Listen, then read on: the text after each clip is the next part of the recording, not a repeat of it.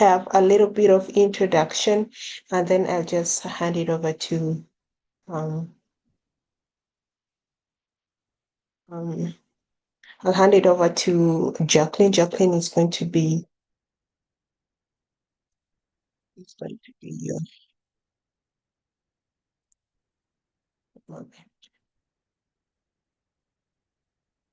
Jacqueline is going to be the presenter. Great. So, good afternoon, everybody, and welcome to today's session. And it's a pleasure to have you here again today for yet an important session in our journey of building ourselves from the inside out. And I gave you that activity because I wanted to invite every one of us to take a moment to pause, take a breather, and quietly ask yourself, how am I really? Not the automatic answer that we often give when someone asks, how are you? You just say, I'm okay. That is just an automatic response that we normally give whenever somebody asks us that question. Sometimes we are not really okay, but it's the automated response that we give. Sometimes we give the answers because we don't want to over explain. And sometimes we give the answer because we want to be seen as very strong. So just say, oh, I'm okay, I'm good, right? But honestly, ask yourself, how are you doing mentally? How are you doing emotionally? What have you been carrying? What has been taking away your peace?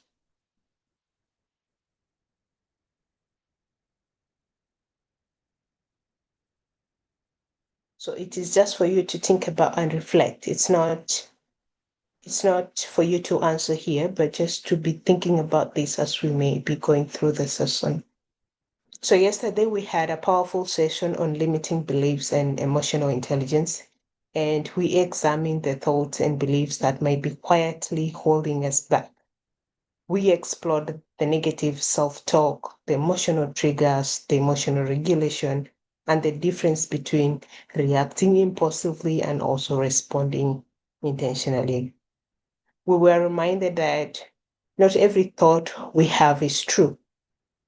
We learned that some of the beliefs we carry, such as, I'm not good enough, I must always be strong, I cannot ask for help, or my feeling does not matter. Yeah. All of this, we learned that we may have been, we may have formed these thoughts through criticisms, through rejections, through failure, comparison, and some painful experiences that we've gone through in our life. We've also learned that emotional intelligence begins with awareness, recognizing how we feel, what we feel, understanding what might have triggered it, and choosing how to respond. And today is basically a direct continuation of that inner work. If yesterday helped us to understand the beliefs and emotions operating within us, today is inviting us to ask an equally important question. How do we care for the mind and the emotional life carrying all these experiences? Today, we're focusing on mental health and psychological well-being. This topic is not separate from limiting beliefs and emotional intelligence.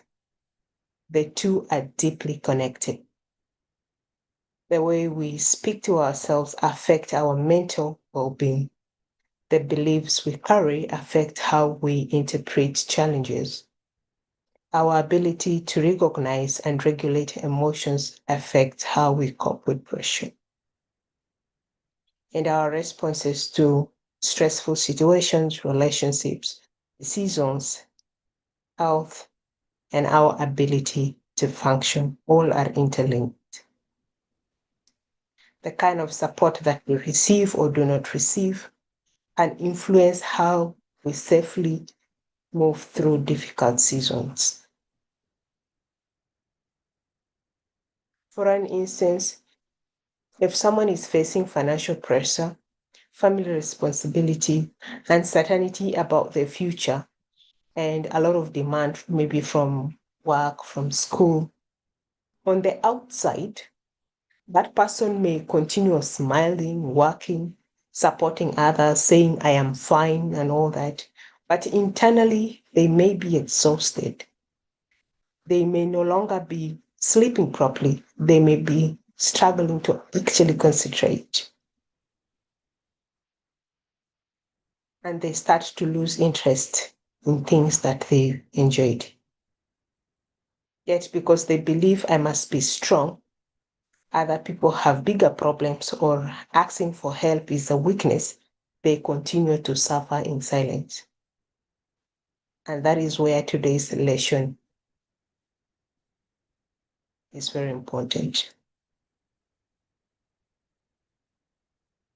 Mental health awareness helps us to understand that when pressure is becoming harmful, what kind of care or support we might need.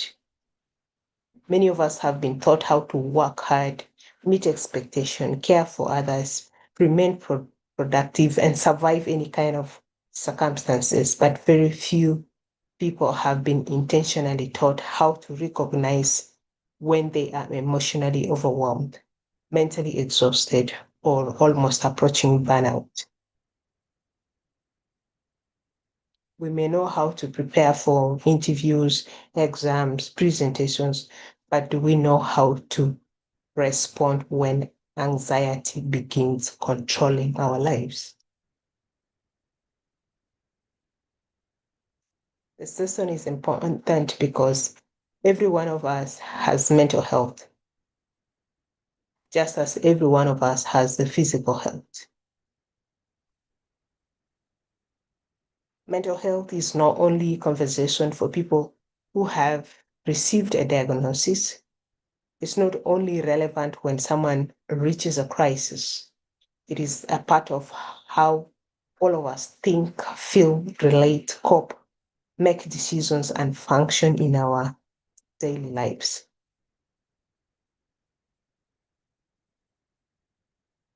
And that's why we choose to talk about it now. Throughout the session, you will end up exploring a number of things that relates to the mental health and psychological well-being. And I invite all of us to listen with intention, to learn and understand. And where possible, you can drop any other concerns, questions, and comments that you have in the chat, and we'll be able to respond to all of them after the presentation is done.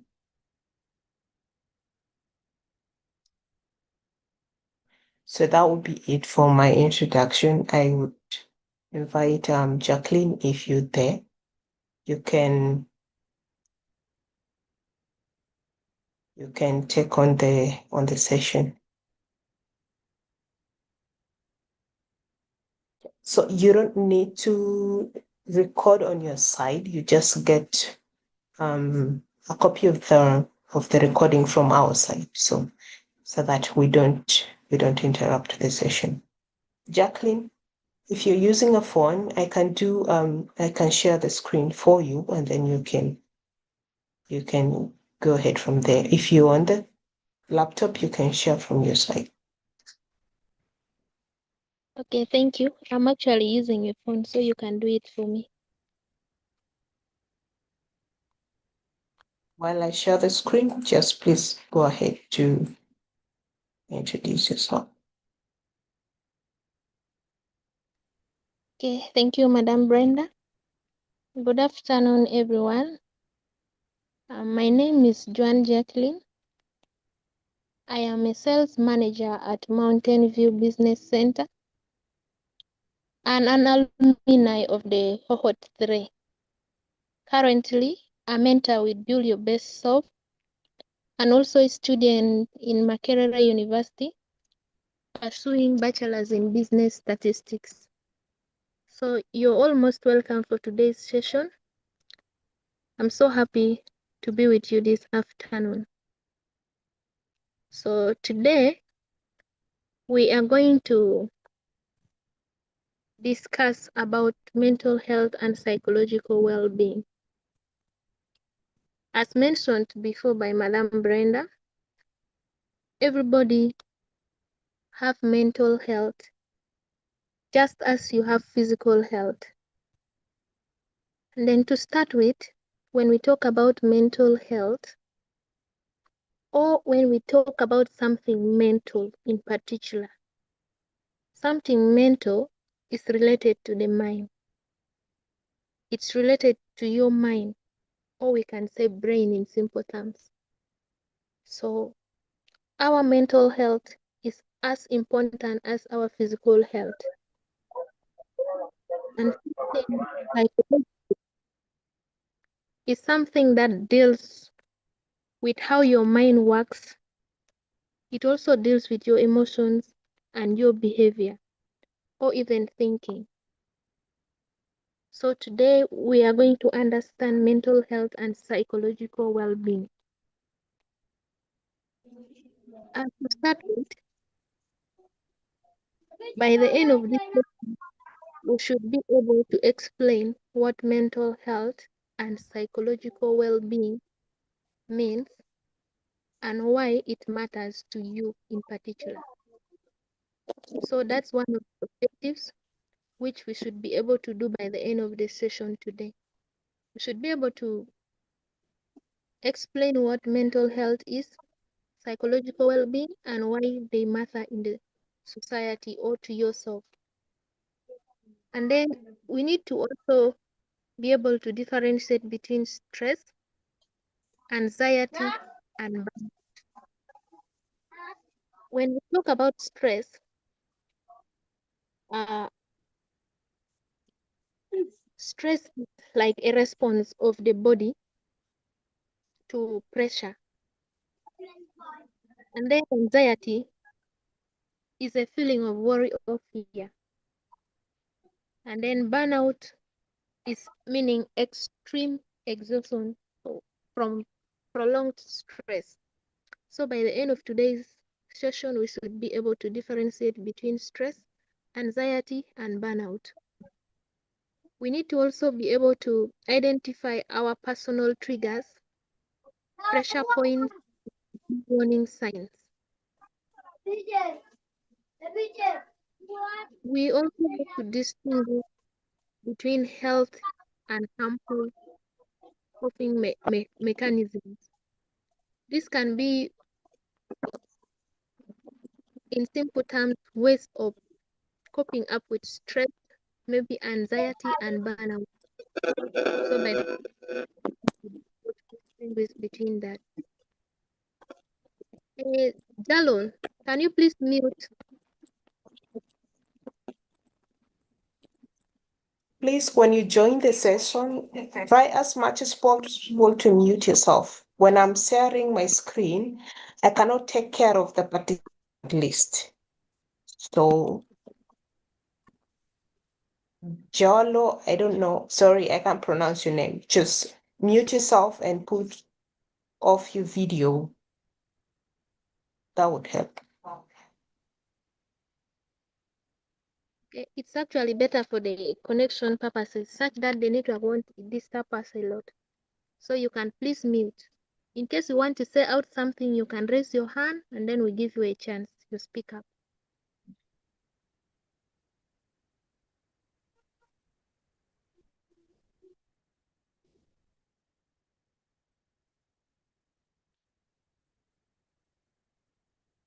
So I was talking about healthy and harmful coping mechanisms, which I said earlier on. These can be ways of coping up with stress, anxiety, and burnout. So today we will have to be able to distinguish between that. And we should also be able to apply the practical mental hygiene practices. This can be done to protect your well-being, both mentally and psychologically. We will also have to recognize when and where to seek help and build a reliable support system. Besides that, we should also contribute to psychological safe relationships and environments. And then finally, we should be able to develop a practical, personal mental wellness plan. So the goal for today's session is to build the self-awareness, practical habits, and support systems needed to care for your mental and psychological well-being.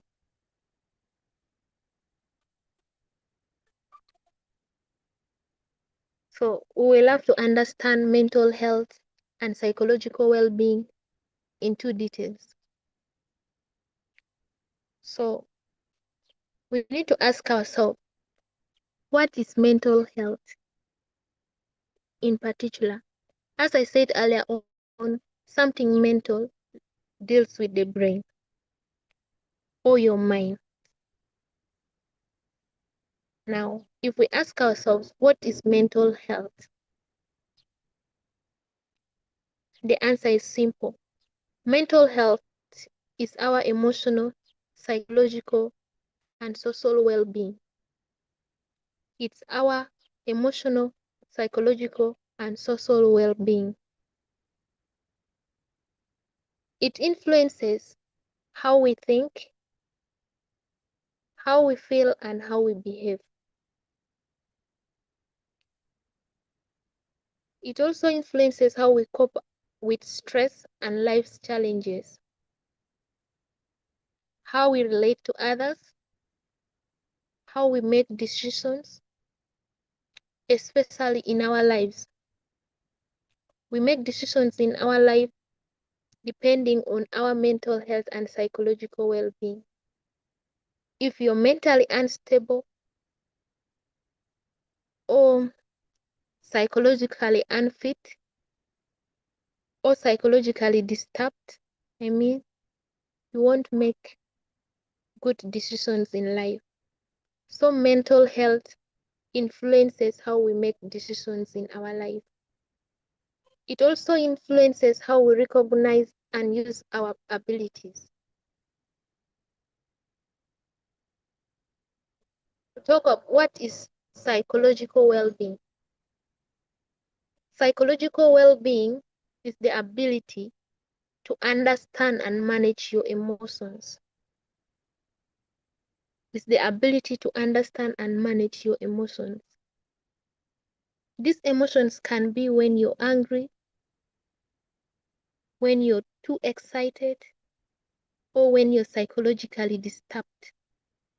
So psychological well-being is the ability to understand and manage those your emotions. It also means the ability to maintain a sense of meaning and purpose. A sense of meaning and purpose. It's also the ability to develop healthy relationships. These relationships can be in your workplace, maybe with your friends if you're still a student at school, or even relationship with your own family members. So that's what psychological well-being also does. It's also the ability to adapt to challenges and changes. To adapt is to get used to something. So psychological well-being also means the ability for you to get used to adapt to challenges and changes in life. It also means the ability to adapt, to accept yourself while continuing to grow. So psychological well-being is that ability in you that makes you understand yourself as you grow, both physically maybe also financially. It's also the ability to function effectively in your daily life. So we'll need to note that everyone has mental health just as everyone has physical health. It can strengthen you, decline, and change depending on our experiences, environment, and habits, and also support systems. So your mental health depends on the environment you're in, your experiences in life, and the kind of people you meet, if I can say in simple terms. So the environment you're in influences your mental health. Besides, everyone has mental health just as you have physical health. Many of us think our mental health is always for those people. For example, maybe those who are mentally disturbed and those ones who are not in the rehabilitation centers. Those are people we think they have mental health issues. But all of us have mental health just as we have physical health. Meaning mental health is as important as our physical health. Therefore, it deserves to be maintained in a good condition as your physical health. Let's talk about the mental health continuum. Continuum means a continuous range from one end to the other without breaks. A continuous range from one end to the other without breaks.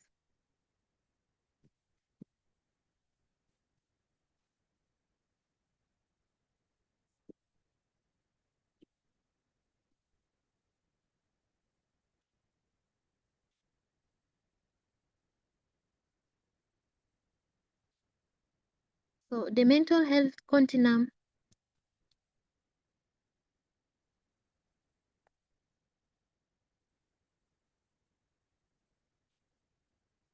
okay. Mental health is not simply well or ill. Our mental health can change over time depending on our experiences, pressure, habits, health, relationships, and access to support. This is just as I have explained before. It depends on your environment and how you conduct yourself amidst the people you live with. So, when we talk about thriving, thriving is meaning doing really well. So, you thrive or you do really well when you're feeling balanced, hopeful, and connected. When you're coping effectively with challenges and maintaining health routines and relationships.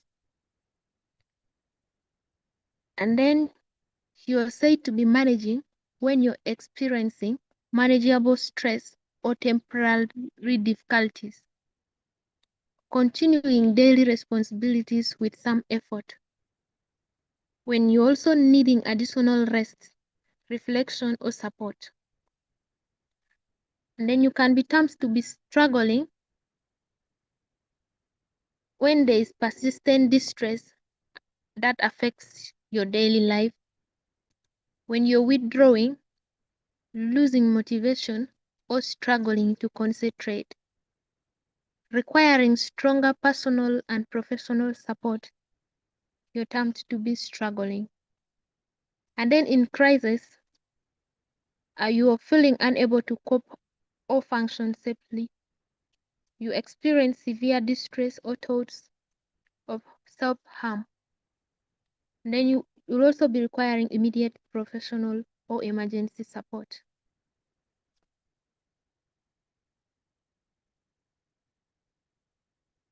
We need to have these reminders at the back of our mind. We may move back and forth along the continuum at different times. Struggling does not mean you are weak or have failed. Early awareness and support can prevent difficulties from becoming more severe. Asking for help is a healthy and responsible response. So these are reminders we should keep at the back of our minds. We should not put in our mind that when you ask for help, you attempt to be someone irresponsible or somebody who is useless. Asking for help is a normal thing which everyone can do. So we don't have to be afraid. We should ask for help where necessary. You can find a friend, a mentor, or a colleague of yours to assist you when you need help. Then let's talk about what influences our mental well-being. We have personal factors such as physical health, sleep and nutrition, thoughts, beliefs and self-esteem, coping skills and daily habits, past experiences and resolved trauma. When we come to relationship and social factors, we have family and intimate relationships, friendships and social connection, conflict, rejection, loneliness, or isolation. We also have quality of emotional support. And then we have life circumstances. Those can be financial pressure and unemployment, workload, studies for students, and then responsibilities. Major changes or loss or uncertainty. We have safety, housing, and living conditions. These are life circumstances that can influence our mental well-being. Community and environmental factors includes culture, stigma, and social expectations, discrimination, violence, or insecurity, access to healthcare and support services, community belonging, and faith. So these influences on our mental health, they can influence our mental health both negatively and positively. There are some other things, for example, if we talk about sleeping and then nutrition. When you have adequate sleep and a good nutrition status, your mental health is going to be proper. But then if you have inadequate sleep, let me say even inadequate rest, and then poor nutrition, which consists of unbalanced foodstuff, you won't be able to have a good mental health, and you will be mentally disturbed, even psychologically disturbed as well. So we need to understand how those things influences our life, both negatively and positively. Here, let's understand what stress is. Stress is the body and mind's natural response to pressure, change, uncertainty, or demanding situations. We can be stressed when the body and mind are responding to some pressure or change of something and then uncertainty. Stress is like a feeling when that develops in you, when you feel like something is not right and the time is not even enough for you to put it the way you want or the way it is wanted. That is what we feel like it's stress. It normally comes as a result of pressure, change, and uncertainty or demanding situations. Okay, stress is not always harmful in manageable amounts, but it can help us stay alert, respond to challenges, and take actions. However, when it becomes intense, frequent, or prolonged, it can affect our health and well-being. So when stress is still in manageable amounts, it's not all that bad. It can increase like your speed of doing something and your ability. It can give you that courage to do something in a quick way. For example, let me say uh, you have an interview tomorrow and you have not prepared. So So today, when you realize that there is pressure in you, tomorrow you have the interview, you can easily start preparing right now and do things in a way that tomorrow you will get prepared before that time for the interview. So that one is still in manageable amounts. But then if it reaches an amount which cannot be managed, then that is when it can affect your health and well-being. So common personal stressors. This one is meaning what can give people stress. Personally, we have financial pressure, family or relationship difficulties, work and studies, especially for students, competition, responsibilities, and then health concerns, loss of grip, uncertainty, feeling unsupported, pressure to meet personal or social expectations. Those are all things that can bring personal stress to an individual.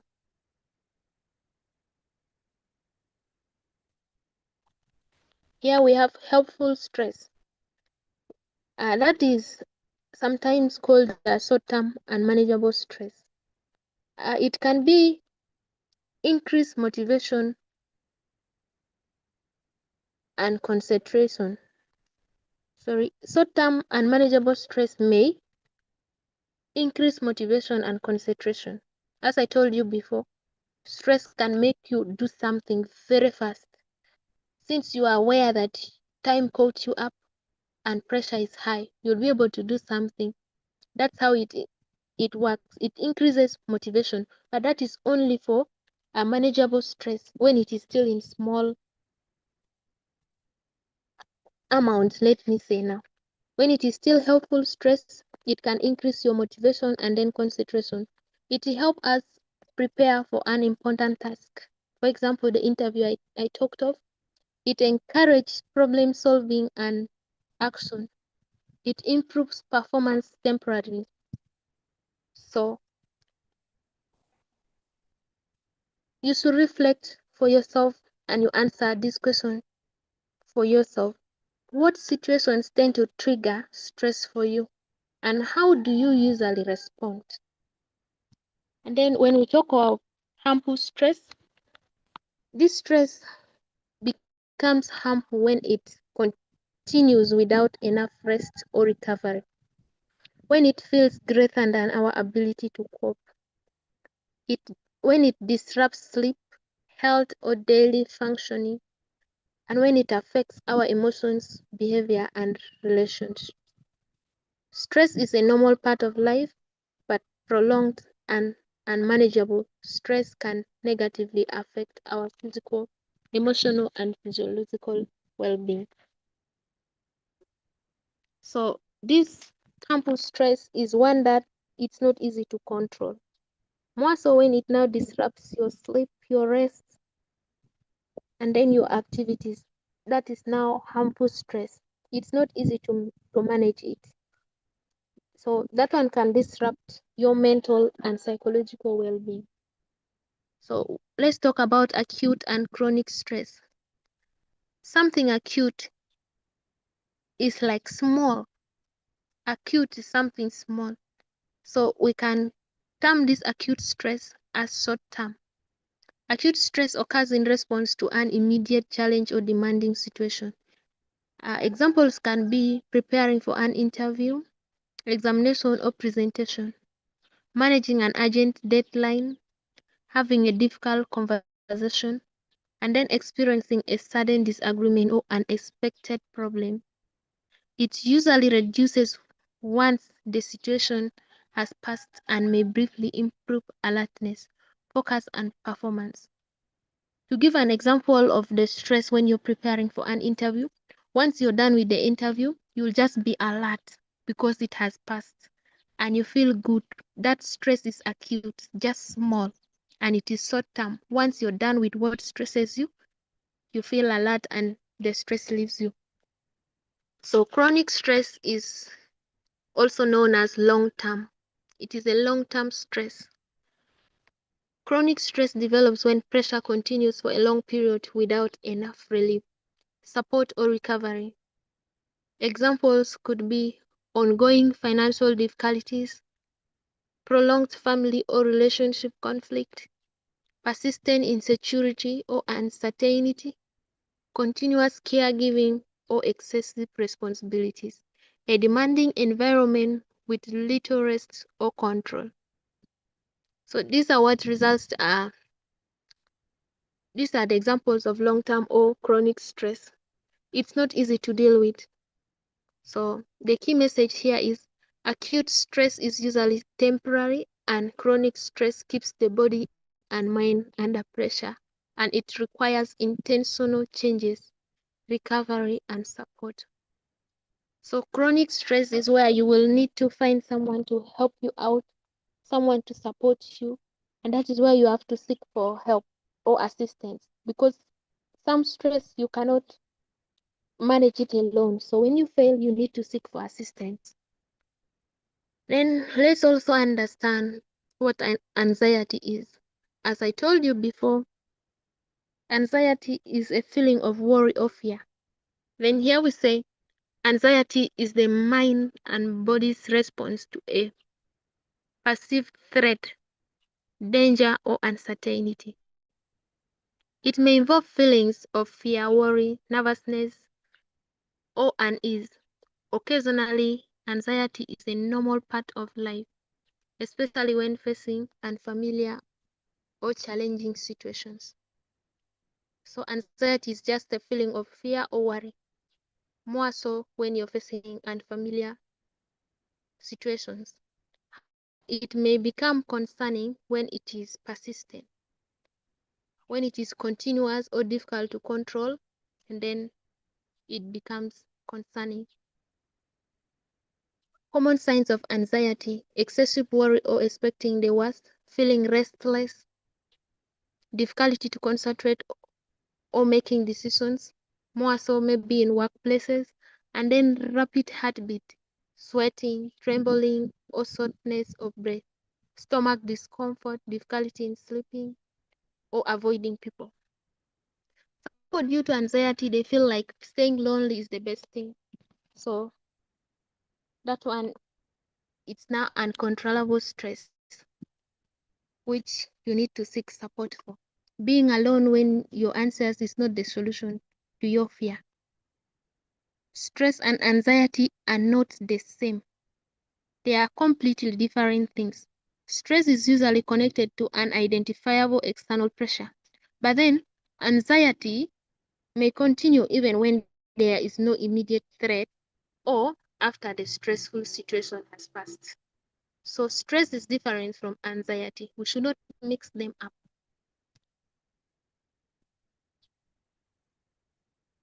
We also have a reflection question here. What situations or thoughts tend to make you anxious, and what do you notice in your body when anxiety appears?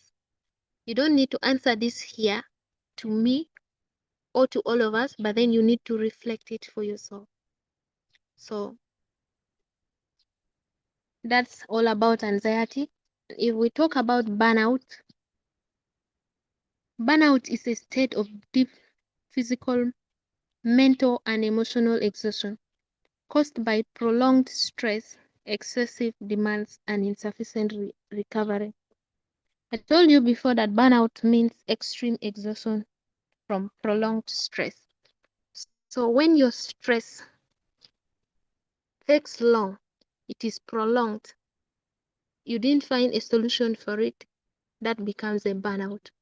It's often associated with work. It can also result from studies, caregiving, family responsibilities, community leadership, or constantly supporting others. We have the signs of burnout, which are the common ones. You feel exhausted even after resting. You lose motivation. You become emotionally detached. You feel overwhelmed, and there is difficulty in concentrating or making decisions. More so for those who work or those who are in school. When you're experiencing burnout, you feel difficulty in concentration. You don't even make proper decisions. And then there's also irritability, frustration that you also face as a result of burnout. And then what can contribute to burnout? when you're carrying out too many responsibilities for too long, when there is constant pressure without enough rest or support, when there are poor boundaries and difficulty saying no, feeling responsible for everyone and everything, lack of control, then neglecting personal needs. You need to pause and reflect.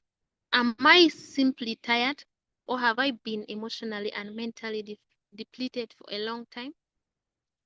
Key message: burnout is more than ordinary tiredness. Rest may provide temporary relief, but recovery also requires reducing prolonged pressure, strengthening boundaries, and seeking support.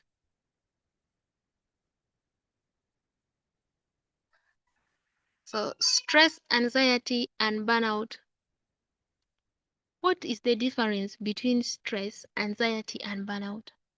So, here, when we talk about stress, anxiety, and burnout, they are totally different things. Stress is usually linked to a specific pressure or demand.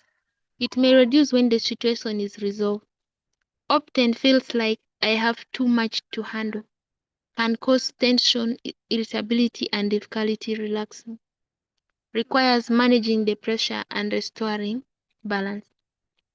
But then anxiety often involves persistent fear, worry, or sense of threat. It may continue even when there is no immediate danger. Often feels like something bad may happen. Can cause restlessness, avoidance, and psychological and physical symptoms. It may also require coping strategies and professional support.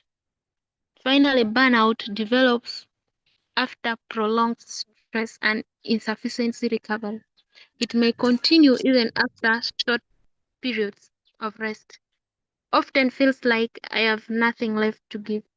Can cause exhaustion, detachment, and loss of motivation. Requires recovery, reduced demand, and boundaries.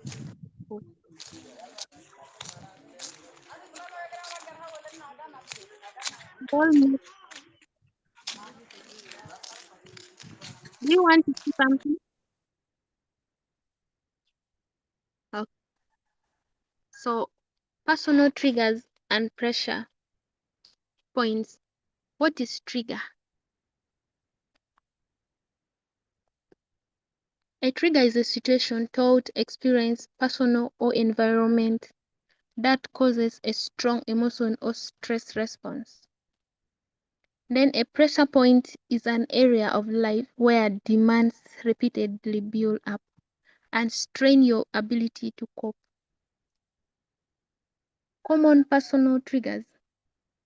We have criticisms, rejection or feeling misunderstood, conflict, failure, mistakes, or fear of disappointing others, financial uncertainty, comparing yourself with others, feeling ignored, sudden change or loss of uncertainty, and then memories of painful experiences. These are some of the triggers an individual could have. And then common pressure points. We have family and caregiving responsibilities.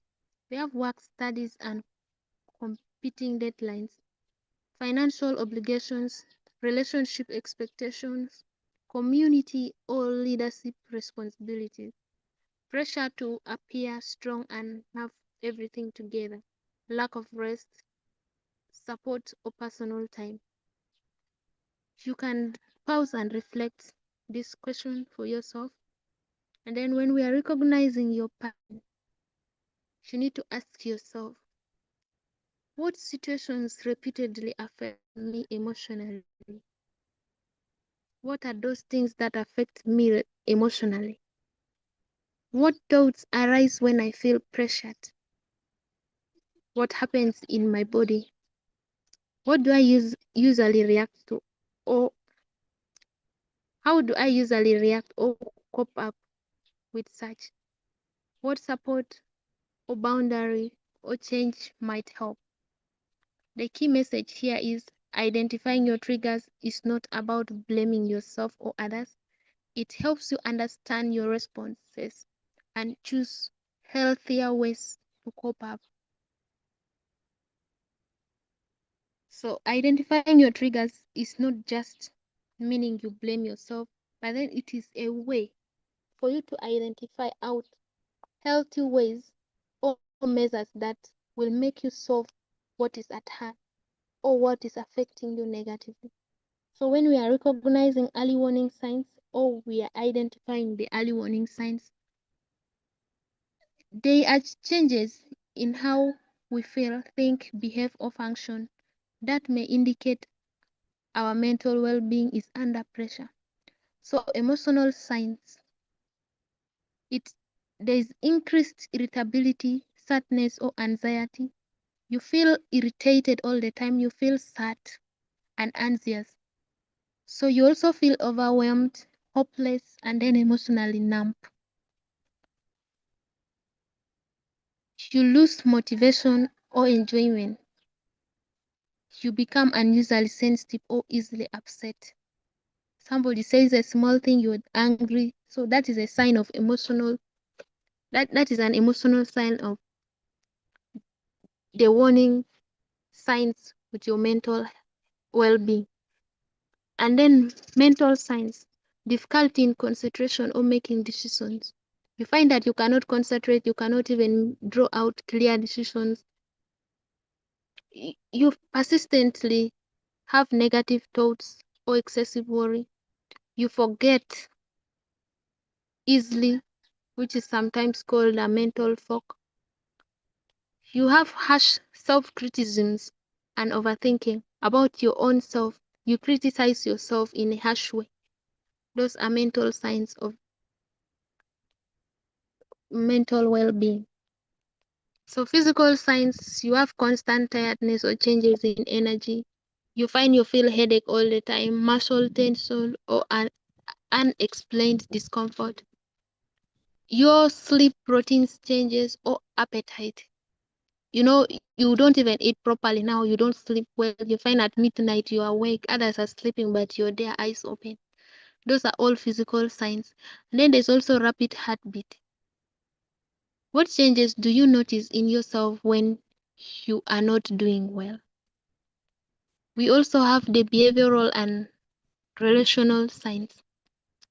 You find that you withdraw from people or activities, you avoid responsibilities, you become more reactive, impatient, and argumentative. You argue a lot. So you also find that there is increased reliance on alcohol, substances, food, or digital distractions. You neglect personal care and healthy routines. Those are all behavioral and relationship signs. My personal warning signs. So I need to ask myself, how do I know when I am not doing well? Or you need to ask yourself, how do you know when you're not doing well? You need to think about the changes you noticed in yourself when your mental or emotional well-being is under pressure. The early signs could be emotionally, feelings become stronger or more frequent. And then mentally, how do my thoughts, focus, or decision making change? Physically, what changes occur in my sleep, appetite, energy, or body? Behaviorally, you can find out what you begin doing or stop doing. And then relationally, how does the way I communicate or connect with others change? All those things, they don't remain the same way they usually be. In your whole body, they change. And you need to find out how they have changed and what should have caused it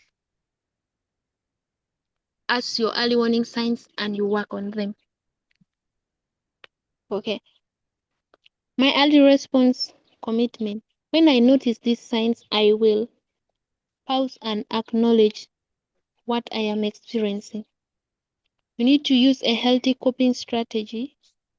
You also have to reduce or address the immediate pressure. Where possible, you need to reach out to someone you trust and then seek professional support if the signs persist or worsen. The key message here is knowing your personal warning signs gives you the opportunity to respond early with care, support, and intentional action to your life.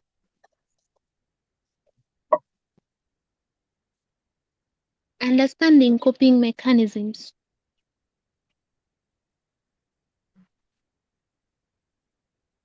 Mechanisms can be like ways. So coping up is like to get into something, coping up, like to adopt that thing. So what mechanisms or what can you do? Or how do you understand the coping mechanisms? That's why here we are understanding coping mechanisms. What is a coping mechanism? Here we say a coping mechanism is a thought, behavior, or action we use to manage stress, difficult emotions, or challenging experiences. Everyone copes differently. Some coping mechanisms support healing and long-term well-being, while others provide temporary relief but may create additional difficulties. This majorly applies to those coping mechanisms which are easy to do. They normally don't last, they are just temporary. They relieve you, but then after some time, they may add the difficulties you're facing, or they even create more pain to you. So, why do we use coping mechanisms? We hope to calm difficult emotions, reduce stress or discomfort, feel safe or regain control, adjust to change, loss of uncertainty, continue functioning during challenging situations. And then we also hope to avoid or escape painful feelings. That's why we use coping mechanisms. And then coping can be helpful or harmful. Helpful coping enables us to face the situation, regulate our emotions, and protect our well being. Meanwhile, the harmful coping may numb or distract us temporarily without addressing the underlying problem and can negatively affect our health, relationships, or responsibilities. You need to pause and reflect. When you feel stressed, anxious, or emotionally overwhelmed, what do you usually do first? Does that response help you recover or only help you escape temporarily? So, our key message is coping is not only about feeling better in the moment. Healthy coping helps us manage difficult experiences without creating greater harm for ourselves or others.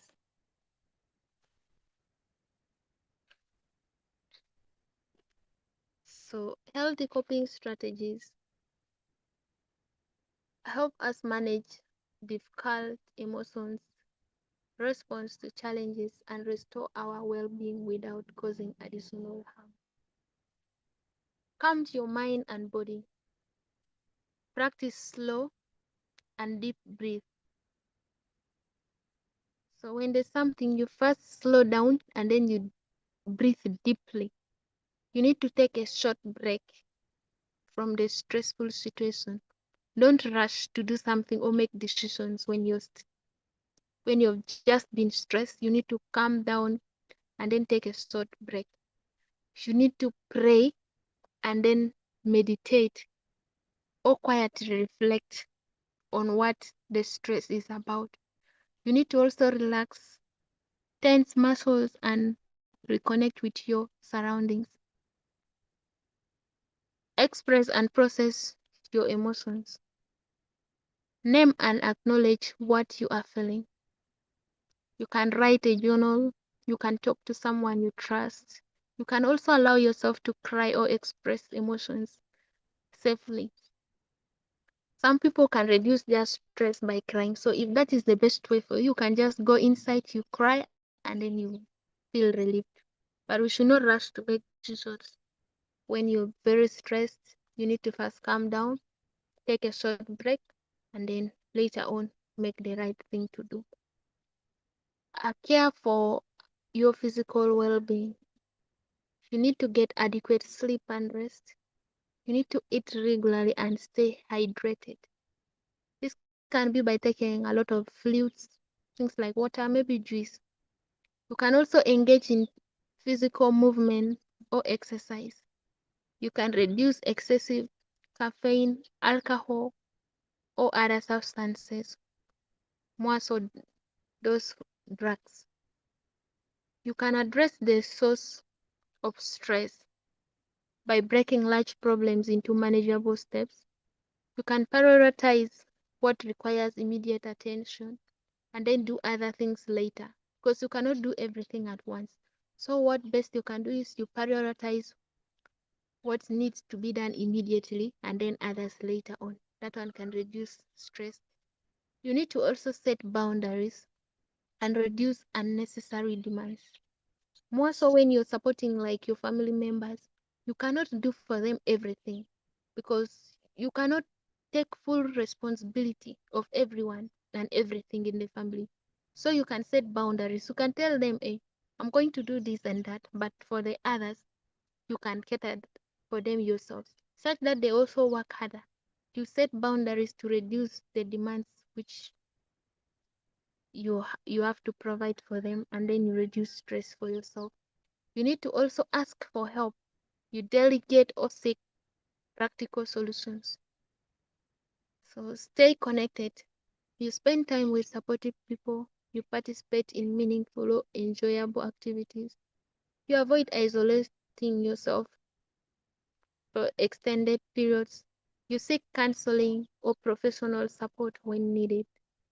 The key message is healthy coping does not remove every difficulty, but it helps you move through challenges with greater awareness, support, and resilience.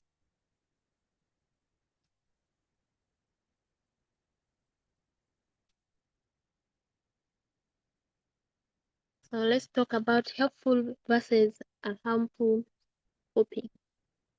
Not every coping strategy that brings immediate relief support supports long-term well-being. Helpful coping allows us to proceed emotions. Sorry. Helpful coping allows us to process emotions, address problems, and recover safely. Talking to someone you trust is one of the best things you can do. You can rest and maintain healthy routines. You pray, you journal, or you reflect. Exercising or taking a calm walk, setting boundaries and asking for help, breaking problems into manageable steps, and seeking counseling or professional support. While harmful coping may temporarily numb or distract us but can create greater difficulties over time. Ignoring and suppressing difficult emotions, isolating yourself for extended periods, misusing alcohol or other substances, overreacting, under, underreacting or excessive sleeping, escaping constantly through social media or entertainment, taking frustration out or others avoiding responsibilities or making impulsive decisions, pretending to be fine when support is needed. It's actually not a good thing to pretend you're fine when you're not. So when you're not fine, you should really talk to someone you trust and then get a solution to what you're facing. Other than just pretending you're fine, you get yourself into isolation, taking drugs. That's not good. It's better you tell the truth about yourself. If you're not fine, you need to open up to someone you trust. Fact that you're helped out in what you're facing. The coping check. Before using a coping strategy, ask, Does this help me face the issue or only avoid it? Will it support or harm my well being over time? Could it negatively affect someone else? Is there a healthier response I can choose? Okay. Which unhelpful coping habit might you need to reduce or replace? What healthier strategy could you use instead? Your immediate relief is not always genuine recovery. Healthy coping helps us feel, process, and respond without creating additional harm.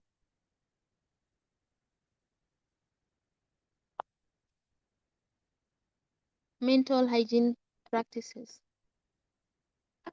Mental hygiene refers to the regular habits and practices that help us protect our mental health, manage emotional pressure, and maintain psychological well being. Just as physical hygiene cares for the body, mental hygiene requires consistent care for the mind and emotions. So these are daily practices we should do. You need to check in with your thoughts and emotions. Get adequate sleep, eat regularly, and stay hydrated. Take short breaks before becoming overwhelmed. Limit unhealthy digital consumption. Speak to yourself with patience and compassion. Make time for prayer, reflection, or quiet moments.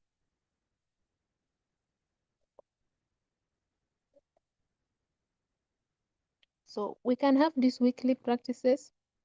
You connect meaningfully with supportive people. You engage in movement, hobbies, or enjoyable activities. Reflect on what strengthened or drained you. Review your responsibilities and adjust where necessary. Create time for genuine rest, not only inactivity. Seek support for concerns you have been carrying alone. A simple mental hygiene check-in. Ask yourself regularly, what am I feeling? What has been affecting me? What do I need today? What can I release, reduce, or ask for help with? An important reminder to us, uh, mental hygiene does not mean forcing yourself to remain positive or avoiding difficult emotions. It means caring for your mind consistently and responding to your needs with honesty and intention.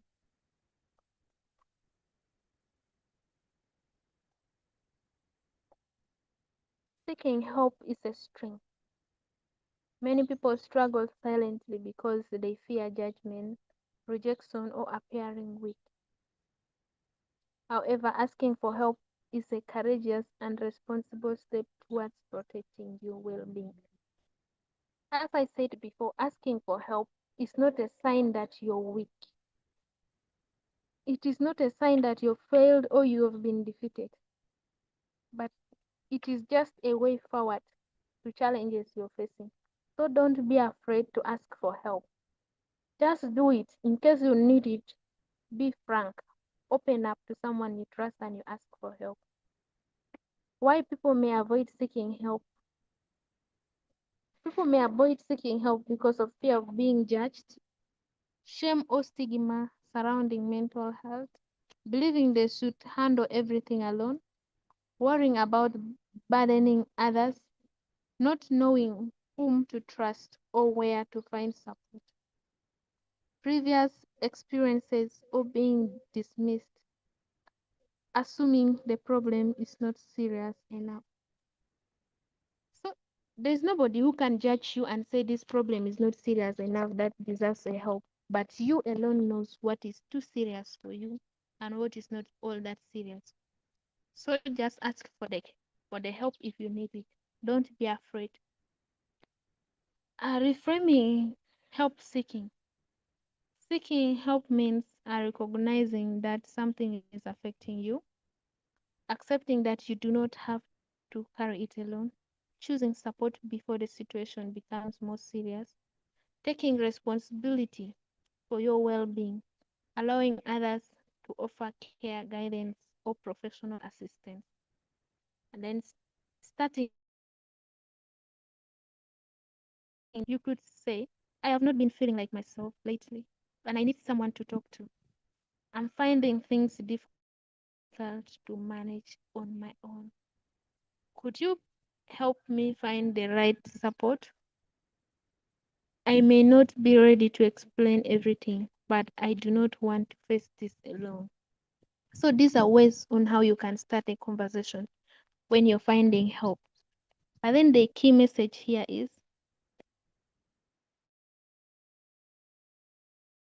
Linda, can you please first return the former slide? The key message is seeking help does not mean you are weak. It means you recognize your needs and are choosing not to struggle alone.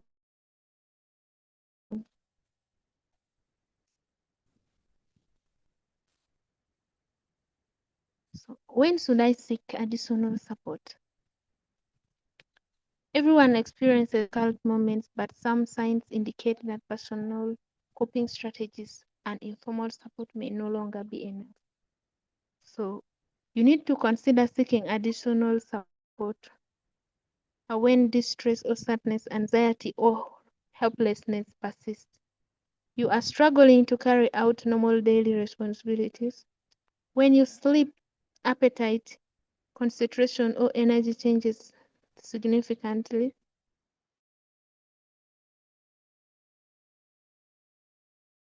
your emotions feel overwhelming or difficult.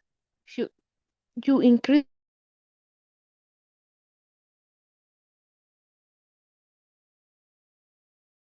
you experience repeated panic, intense fear, or emotional breakdowns.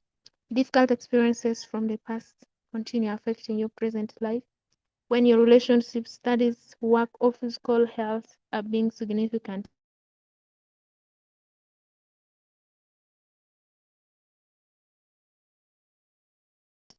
hope need to seek additional support from either friends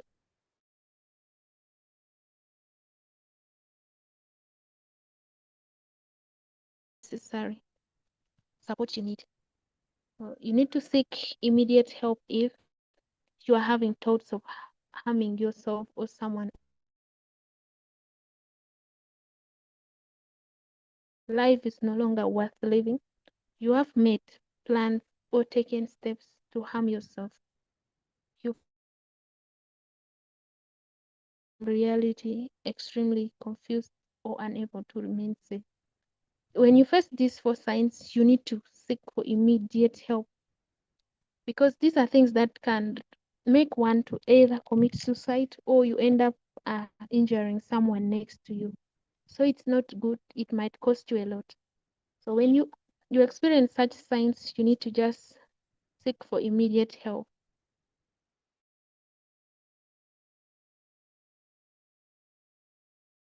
That person clearly that you need help, you can contact a counselor or psychologist, healthcare provider, or mental health professional. You can go to the nearest healthcare facility or emergency service. Stay with a trusted person and move away from anything that could be used to cause harm. Most importantly, you do not have to wait until you reach a crisis before seeking help.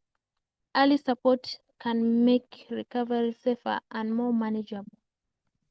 So you shouldn't wait for until you get into trouble before you seek for help. The earlier, the better.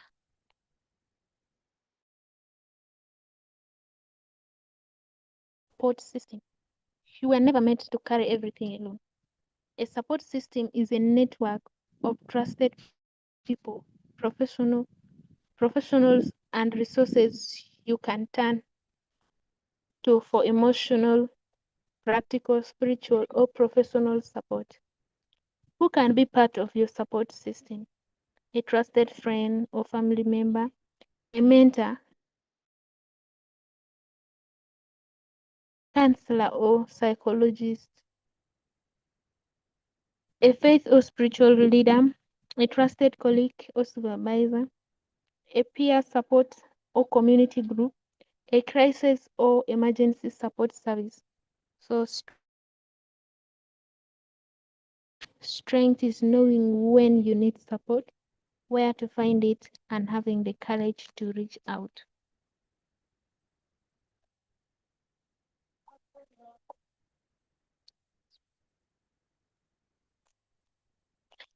You need to differentiate people. You need to know the different people who may provide different support. Emotional support, someone who listens with empathy and without judgment. And then practical support, you should get someone who helps you solve a problem or manage a responsibility. When you needed professional support, you need a trained person who provides assessments, counseling, or treatment. Then when you need a spiritual support, you need someone who supports your faith, hope, and sense of meaning. Then an emergency support needs a person or service you can contact when your safety is at risk. And trustworthy support. And then ask yourself, does this person listen without dismissing or judging me? Can they respect my privacy and boundaries? Do I feel emotionally and physically safe with them? Do they offer responsible support rather than harming advice? Are they able to connect me with professional help when necessary? So we need to know the different kind of people who provides us with different supports. You cannot just go to anyone anyhow without knowing the kind of support you needed and what the person can actually give you. So creating psychological safe relationships. Psychological safety means creating relationships and environments where people feel safe to express their thoughts and emotions honestly, ask questions or request support, admit mistakes without humiliation, set boundaries, and communicate their needs, share concerns without fear or punishment, be treated with dignity, empathy, and respect. How can we support others? We should listen attentively. We need to acknowledge the person's feelings. We need to ask what kind of support they need instead of assuming. We need to respect their privacy and personal boundaries. We should also avoid minimizing their experience or comparison with someone else. We need to encourage professional help when the situation requires it. We need to also check in assuming one conversation solved everything.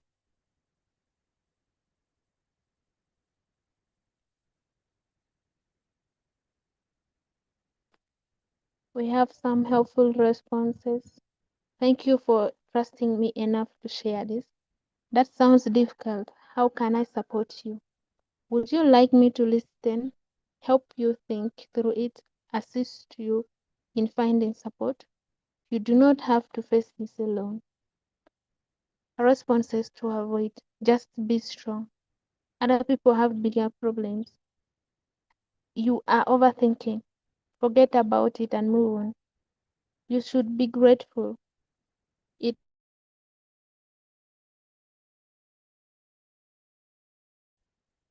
So the important boundary is supporting someone does not mean becoming their counselor or carrying full responsibility for their well-being. Listen with empathy, maintain healthy boundaries,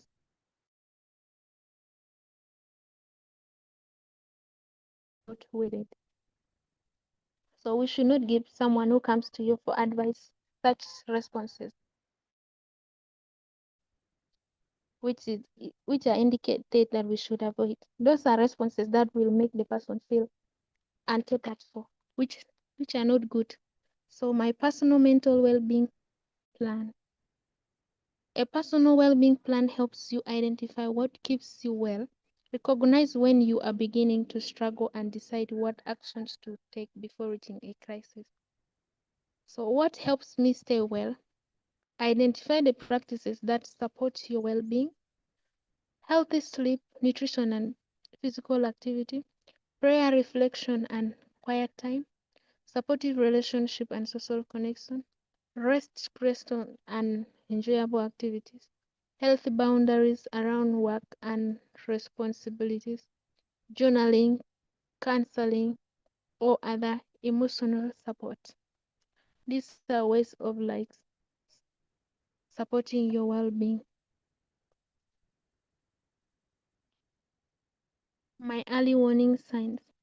When my well-being is declining, I usually notice changes in my thoughts and emotions, changes in sleep, appetite, or energy, withdrawal, irritability, or loss of motivation, difficulty concentrating or completing responsibilities, increased reliance on unhealthy coping habits. My early response plan. When my well-being is declining, I usually notice changes in my thoughts and emotions, changes in sleep, appetite, or energy, withdrawal, irritability, reduce unnecessary pressure when possible, use healthy coping strategies that work for me, speak to someone in my support system, then seek professional help if the signs persist or worsen. The key message here is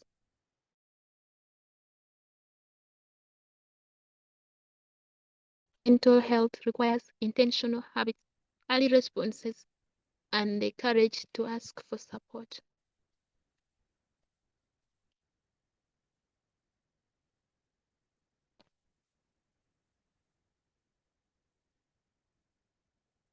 So, these are our key takeaways. Yes, everyone can read for him or herself. Meanwhile, our mental health is an essential part of overall health. So, mental well-being exists on a continuum and may change as our circumstances, pressures, and support systems. Stress is a normal response to pressure, but prolonged and unmanaged stress can contribute to anxiety. So we should also recognize our personal triggers and early warning signs. Not every coping mechanism is healthy. Regular mental hygiene, including rest, reflection, healthy routines, supportive relationships, and boundaries, helps protect our well-being. Seeking help is a sign of self-awareness, responsibility, and courage, not weakness. We can support others by listening without judgment, respecting boundaries, and encouraging appropriate professional help. A personal well-being plan turns knowledge into practical and intentional action.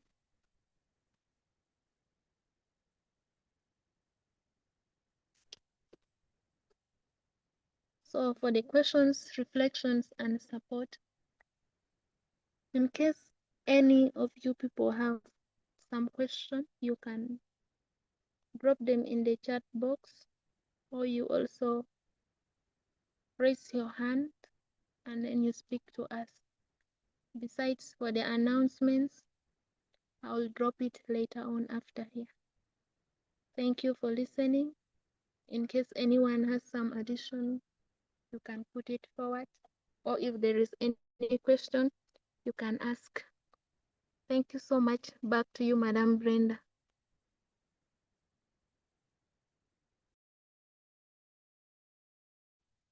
Thank you, Jacqueline. I hope everybody has something to pick and move away with. Now, before we take in a couple of questions, I just want to mention something.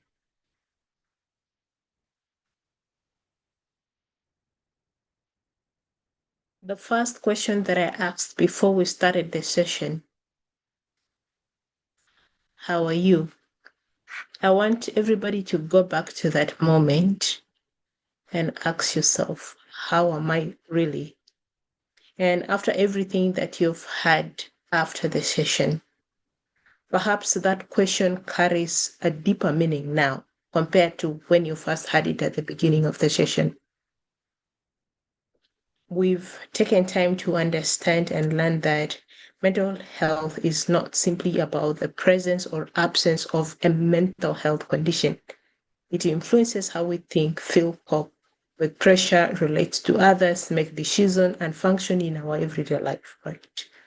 And we have also explored different aspects, including stress, anxiety, burnout, and all that.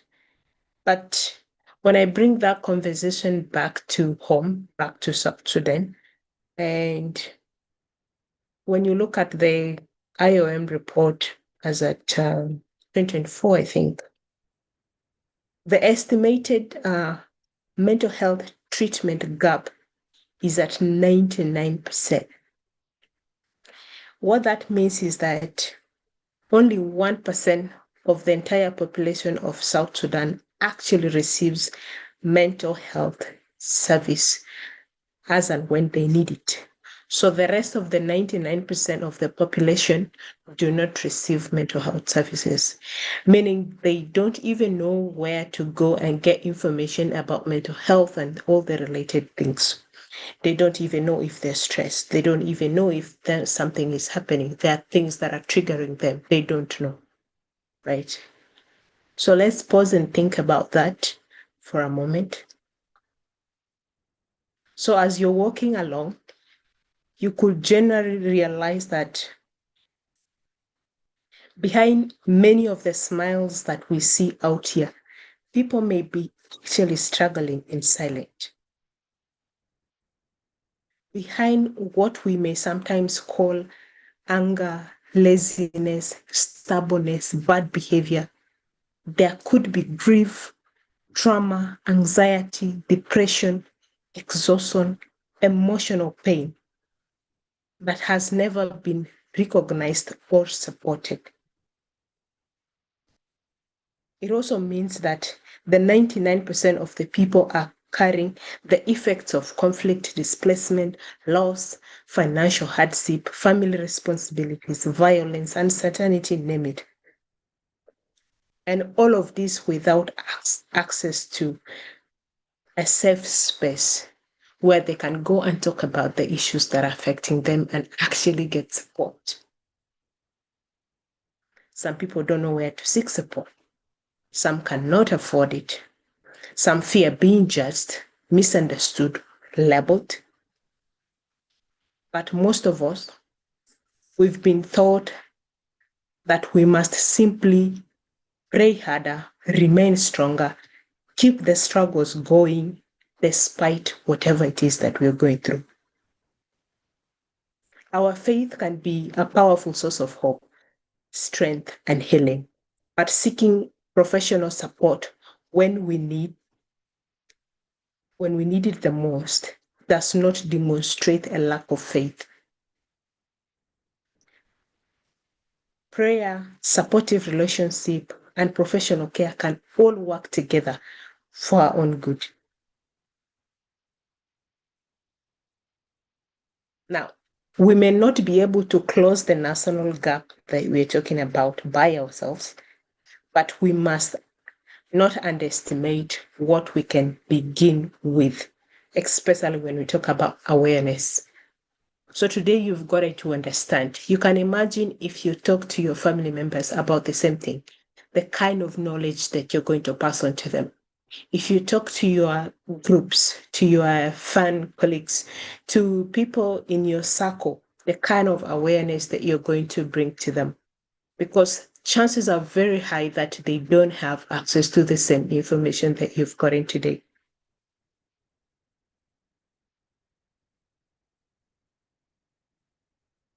So don't allow today's learning to remain for you alone, to remain in your notebooks, for you to go and do the next assignment. No.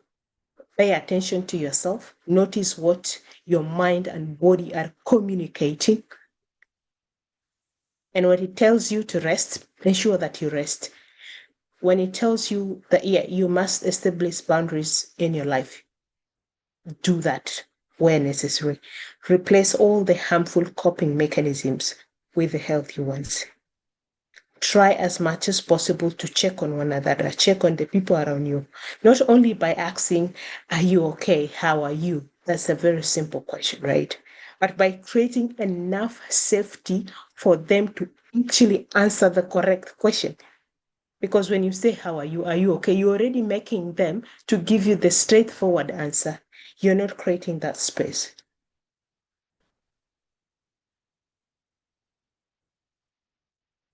Becoming your best self does not mean becoming someone who never struggles. That's not what we're saying. It means becoming someone who recognizes that when they are struggling, they're able to respond to themselves with compassion and have the courage to seek the right kind of support.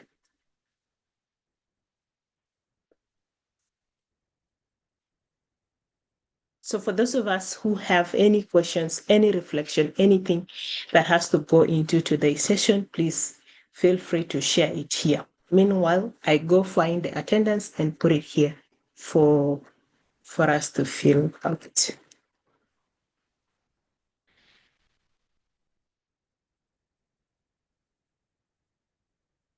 Okay, I already see a hand up. Portier. Is that the correct pronunciation? You may proceed. Oh, it's actually Portia. Portia.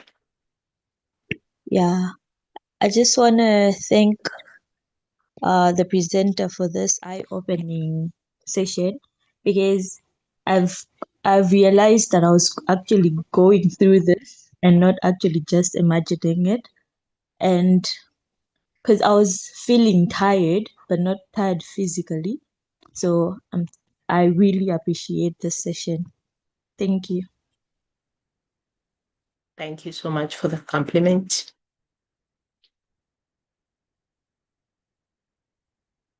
Yes, Tabo Monica.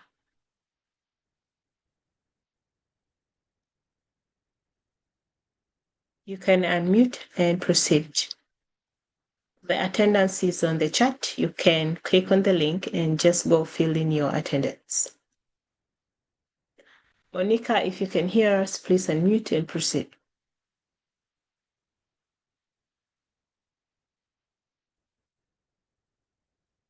Okay, let's go to Ken.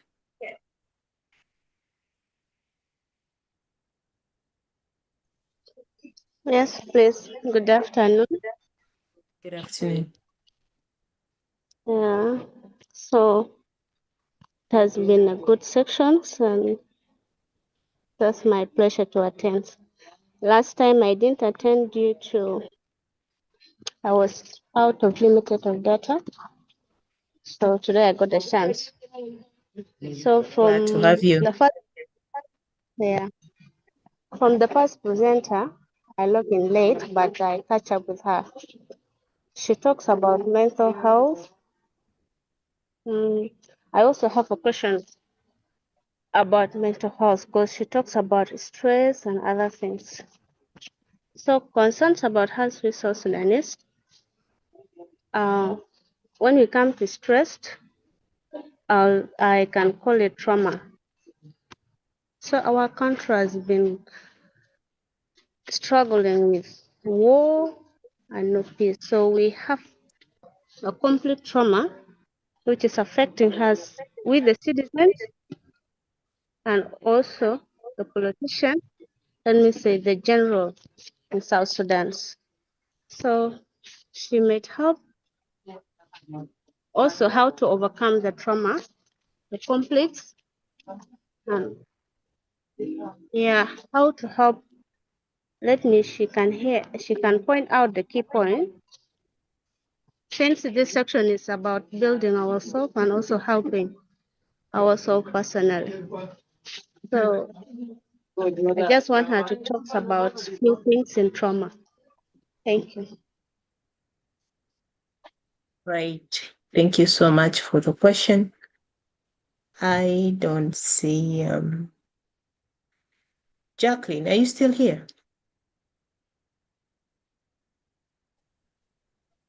Yes, I'm here. Okay. Would you like to attempt that question? Actually, not understood well. Yeah. She's talking about trauma. She's asking how can she be able to cope with or manage trauma as somebody who is staying in South Sudan and has undergone a lot of trauma because of the conflict. Okay, let me just give some little clue about it and then you wind it up for her. Right, Okay, my proceed. sister, I would like to tell you this trauma or stress in South Sudan, it is not for an individual. It is for every citizen of that country. And we as members of South Sudan, we should not, the best thing we can actually do is we should not put that stress or that trauma into personal like issues. It should not be something that bothers you more than your own personal things. Because what I know is there are other things we on our personal levels we cannot control or we cannot even bring solutions into them. Like the instabilities in that in the country here, we cannot bring solutions on our individual levels. We can try to socialize well, maybe we create peace amidst ourselves, create groups, but we cannot bring a total peace in this country.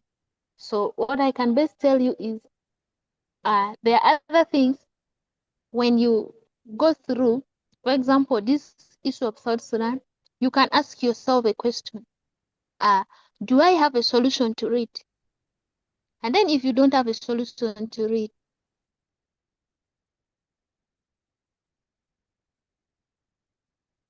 they give you trauma or stress, and you know you cannot reverse them.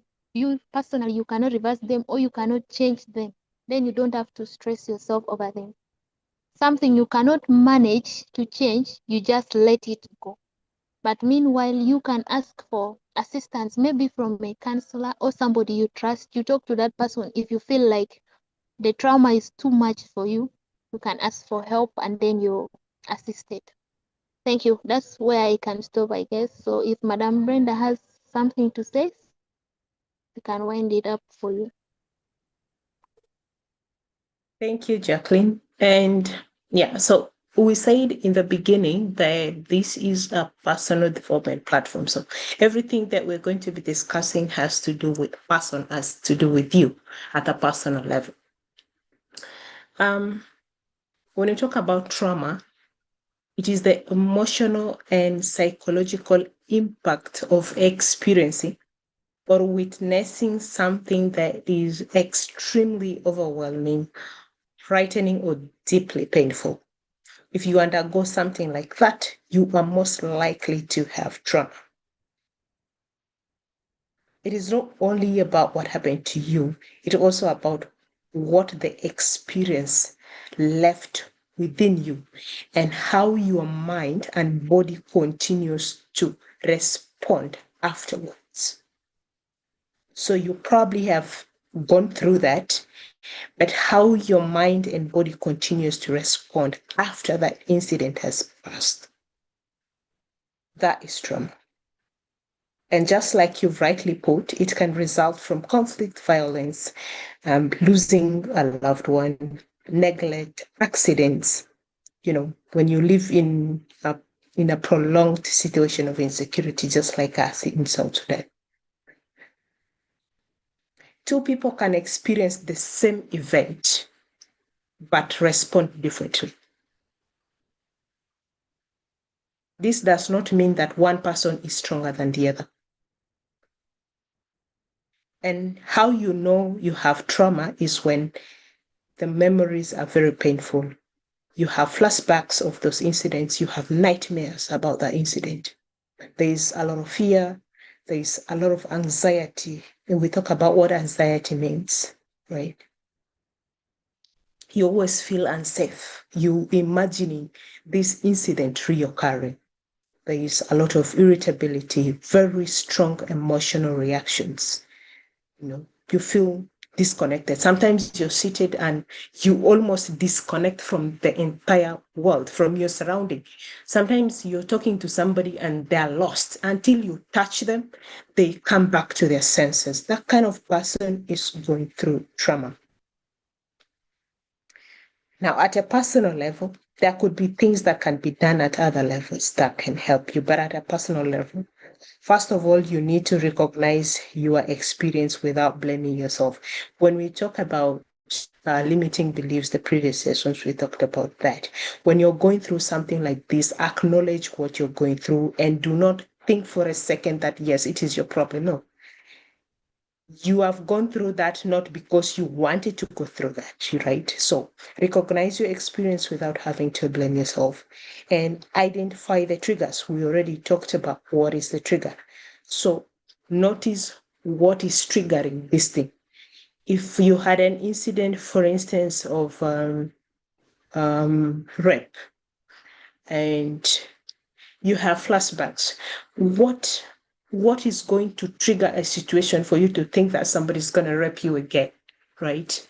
And that is a trigger. You have to be able to know what could possibly trigger you to go back to that moment. And then you should be in a position where you can ground yourself when you're triggered. Remember, this is an incident that has happened and probably has taken several years, but you're still experiencing it, right? So try as much as possible to ground yourself when you are triggered, and then create more stable routines that can help you to overcome. Express your feelings more safely and practice a lot of self-compassion. Healing is not linear. Some days may be easier than others. So avoid judging yourself for reactions that developed while you were trying to survive. And try as much as possible to avoid the harmful coping strategies. And last but not least, try to get a professional support. The professional support in case of trauma is very important because this is the person who is going to walk you through the journey of helping you to come out of that situation, because that thing is stuck in your mind. So somebody needs to help you to get that event out of your mind. And if you don't do that, you will continue to live with that trauma.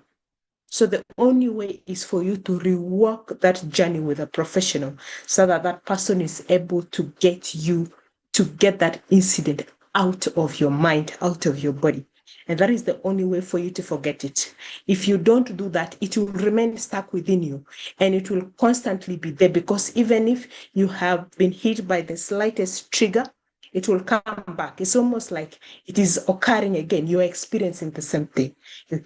You get. That's why it is very important for us to work on our traumas, things we've experienced in our childhood, in adulthood, the things that we're experiencing in our life that are making us to live miserable lives. We have to walk through them. Get somebody that you can talk to, somebody who is a professional. Leave alone the friends that we have, the family members that we have. Some of them have not been trained on how to help you. Get somebody who has been trained as a professional. There are detailed approaches that they can use to walk you through that incident until it is nothing in your life and it has no impact.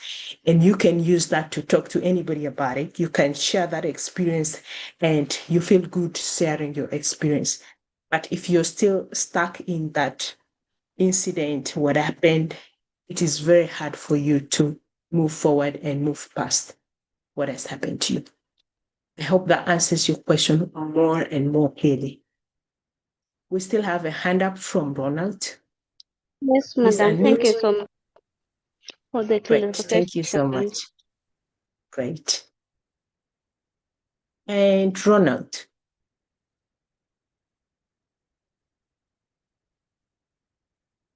please don't forget to fill in your attendance. Ronald, your hand is up in case you would like to say something.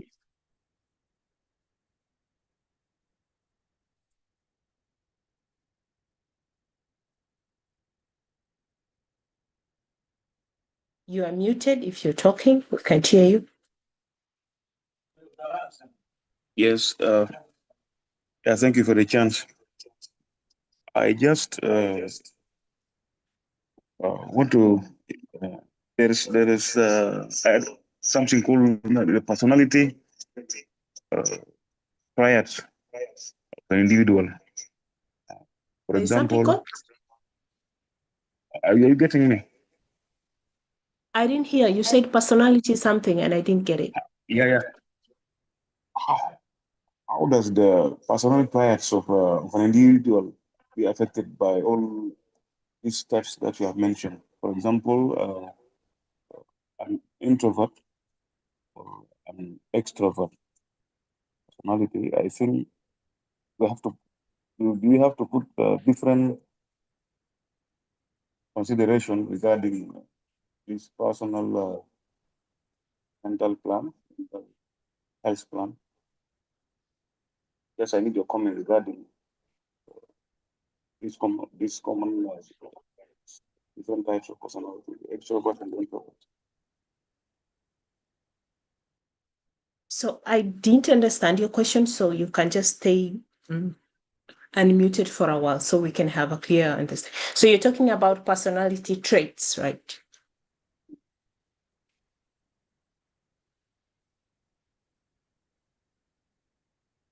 Yes. So the question is,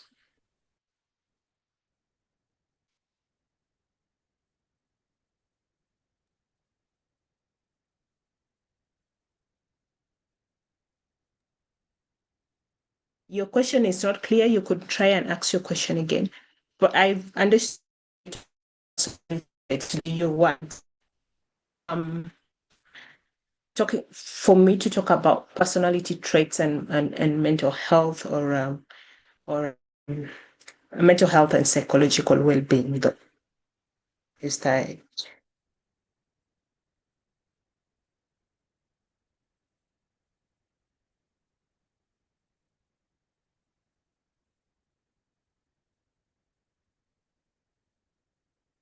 I didn't get your question clearly, so I'm not able to provide an appropriate answer. Jacqueline, did you get the question?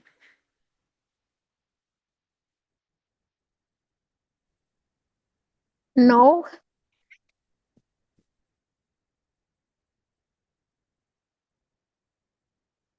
Okay, so I'll just provide general response. I don't know if this Ronald is still here. Okay, so personality traits influence our behavior as well, how we think, how we respond to stress, how we relate to others, and also how we seek support. But they do not determine whether someone will experience a mental health condition in this case. Personality is basically referring to the relatively constant patterns in how the person thinks, feels, and behaves. For example, someone may be outgoing or reserved, highly organized or flexible, emotionally sensitive or calm, and all that. And different traits may affect well being in different ways. For instance, an emotionally sensitive person may feel stress, criticism, or rejection more intensely compared to the other person, right, who is highly empathetic and perceptive. And an open-minded person may adapt, creatively to change, although uncertainty or too many possibilities can sometimes become overwhelming, right? And yeah, so the personality can also determine the kind of approaches that you choose. For instance, we say the introverts, right? These are people who are generally reserved. They don't want to talk a lot. So most times they are not very good with seeking help. you get. And this category of people, they will choose to die in silence than go out there and talk about what they're going through. For instance, even if they have a close friend, even if you put them in a therapy, it is very hard for you to get them to talk about their problems. And those are some of the ways in which personality can be able to can be integrated into mental health and psychological well-being. It generally affects how you respond to stress, how you can easily be triggered, what your triggers are, and also the kind of coping mechanisms that you can easily adapt to. Somebody who is outspoken, outgoing, irrational, somebody who is very impulsive could normally choose a more negative coping strategy compared to somebody who is, you get, more introverted and stuff. But there's a thin line between being an introvert and extrovert because it generally depends on the kind of situation that you find yourself in. Nobody is 100% here, 100% there. So I hope that answers your question, although I've seen you're still here. And I didn't get the question, but I was just drawing a line between personality, mental health, and psychological well-being. And the last person with a hand up still, Tabo Monica. If you're able to talk, please proceed. Yeah, thank you. At first you gave me the chance, but my screen, I don't know what happened. I was trying to unmute, but failed. I had to log in again. So thank you for the opportunity and thank you for the response about personality traits. I was actually going to share my personal experience relating to what you've already talked about. I was going through a terrible situation about mental breakdown, and I'm extremely extrovert. I cannot keep my problem to myself. When I need help, I go for that help and I call people. So I was really breaking down and I was feeling like I was losing myself, eating food, nothing. I lost interest in almost everything. So I felt like I should reach out to people. But then the twist here is that I tried reaching out to people. I would call someone, try to explain, and then this person will say, I'll call you back. Trust me, the people have not called me, and this is 2026 up to now. So I would reach out to this, no response. I would reach out to this, and I was almost losing myself. I felt like, oh, what should I do? But then I realized she said sometimes when you can't get the help, you should seek professional help. So I reached out to my focal person and they got me a therapist. But as I talk right now, today when I have a problem, I'm not the extrovert that used to call people because I feel right now, why should I call people? At the end of the day, they don't help you. Yeah, they don't help you. I'm now okay. But then I'm also sharing with other people that sometimes when you've not gone through these life experiences, you'll feel like, oh, maybe what they're saying, it's really life experience. Sometimes if you reach out to your friends and they're ignoring you, reach out to somebody who can get you a therapist. I was really drowning. If I didn't trust me, I don't know how to explain that situation. But today with this session, I'm so grateful. The fact that I'm no longer like, if I have my problem, I first sit down and I feel like, why should I even call people? At the end of the day, they don't respond. But then again, that should not stop you from seeking help. You can reach out to someone because I reached out to the focal person and the focal person said they should get me a therapist. And they got me a therapist, okay? They got me a therapist. And that therapist also told me if I'm not comfortable with her, she can refer me to another person. So I'm sharing this with the members in the house. Next time, if you're going through a situation, please, if your friends are ignoring you, trust me, there are people I called last year, August, September, July. They have not called me up to now. And imagine, if I died during that period, they would be the first people to say, gone too soon. Yet I called them and they didn't get back to me. So that's the situation. And it's true, by the sometimes you get those flashbacks. Like right now, you get those flashbacks. Isn't this the person that ignored me? Those flashbacks comes, but at the end of the day, seek help.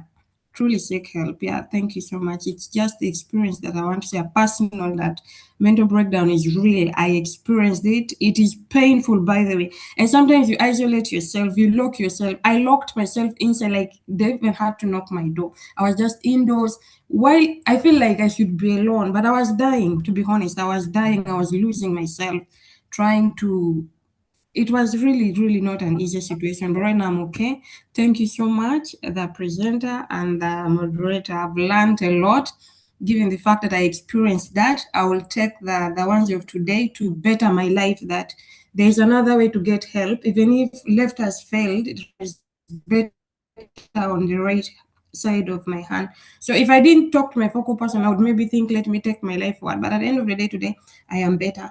Though those flashbacks come right now, but I still can now help myself. Yeah. Thank you so much. Thank you, Monica, for sharing that. And yeah, I'm very happy to hear that you are actually doing so well. And just to re-emphasize what you said about support system, some of us think we have friends. We think we actually have people that we can call and we don't have, right? So just go back and reassess it. You would be so surprised that you actually don't have any friend. So don't think the people that you go to take alcohol with, smoke around with, go watch football with, those are your friends. They're not. Those are people that probably want one or two things from you. They could be your acquaintances. They're not really your friend. So don't mistake um, hanging out with somebody as friendship. For yourself, try to define. For you to call somebody your friend, they should pass a certain criteria. Are we doing that for ourselves? For you to call somebody your friend, let them pass a certain criteria. Draw that for yourself. You don't just wake up and say, so and so is my friend. You'll be surprised that there is nobody who is your friend. You may be 20, 30 now, even 40. You will be surprised you don't have a friend. Some people are just that good at pretending. And as human beings, yeah, we are made like that. So go and reevaluate your network, reevaluate your support system. There's a lot of material on the slide. For you to choose somebody to be in your support system, who should they be? Most of our friendships are, because I need to get something in return. It's not actual friendship.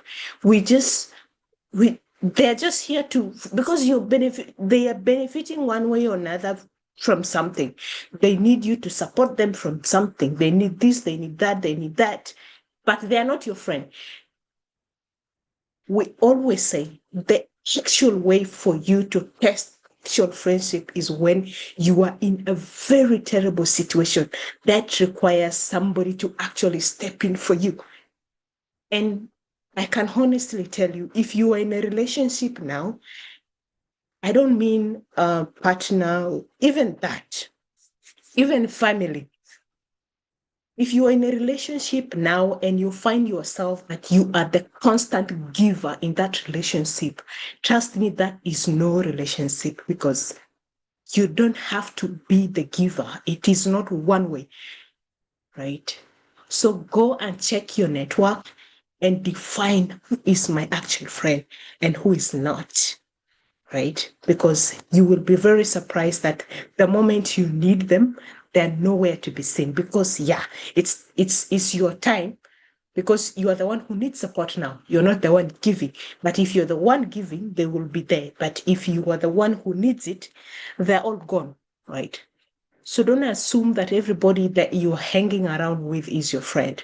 The same goes to family members, right? Even in family, there are cliques, there are groups. People are not all the same. You can be very surprised that you can be abandoned by your own family members. So let's be thinking, right? I'm not saying just go and run away from home, please. Don't go run away from home, but try as much as possible to reevaluate who you can go to for immediate support, because you need that. And if you can't find that within your network, just like Monica said, find a professional to be at your corner. You just tell this person, anytime I need you, I'll reach out. Let them be at your corner. Because somebody like that, you don't need to call them all the time. You don't need to pay them all the time, right? But they're there. You have the number and everything. Anytime you feel so disturbed, you are able to reach out to them, right? I saw a hand from Elizabeth. Your hand went down. I don't know if you've the question has disappeared. If not, please feel free. Otherwise, thanks everybody for the attendance. I hope we've been able to register our attendance in the link as well. And yeah, it's been a very nice session altogether. And if there are no any other further questions, reflections, experience sharing, I bet that would bring us to the end of the session. Jacqueline has an assignment. It's not really an assignment, it should be just a reflection.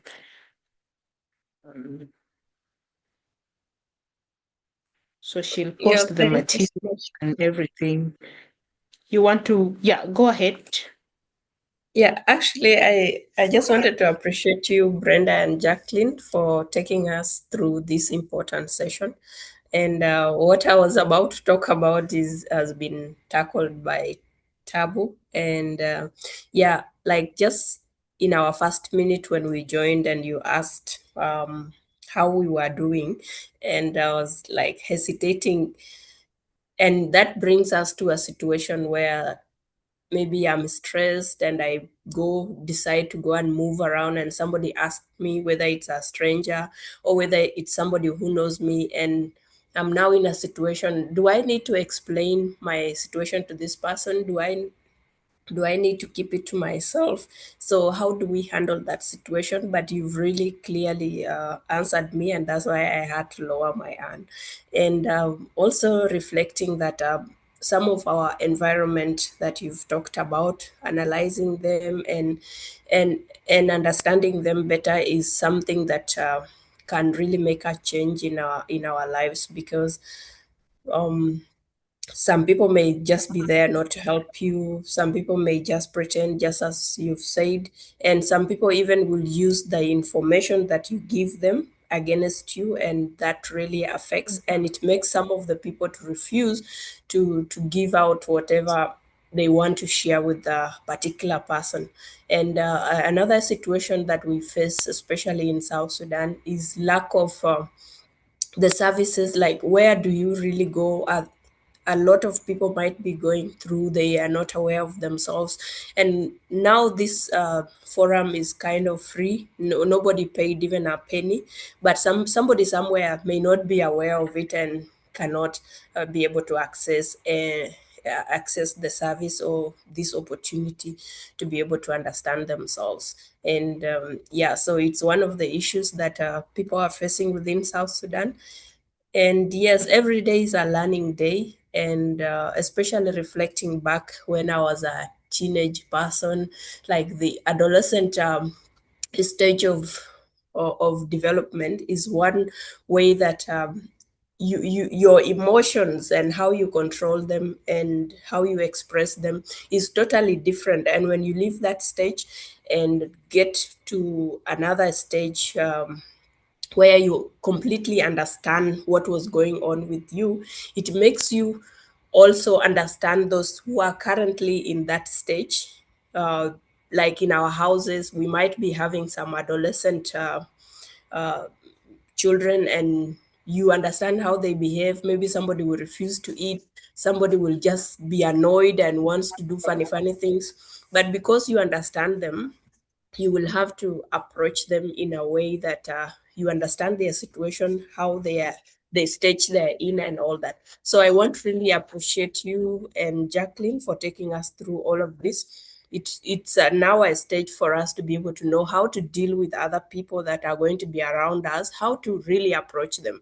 And yesterday when we learned about the emotional intelligence, it's one way that I came to reflect and thought that people who are emotionally intelligent, they they don't hate anyone, they don't hate anybody, and they are just there. They know, okay, this person approached me and with some emotions, and they will know that something is going on with that person, and they will not even hate the way they have been approached, but trying to understand their situation and how to get out of it and how to support where possible.